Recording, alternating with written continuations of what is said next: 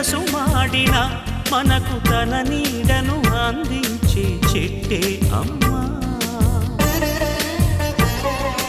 చాలెడు నీళ్ళైన తాను దాచుకోక జగతికి సర్వస్వం అర్పించే మవ్వే అమ్మా. ఆ అమ్మలనే మించిన మా అమ్మకు, ఆ అమ్మలనే మించిన మా అమ్మకు రుణం తీర్చుకోలేను ఏ జన్మకు.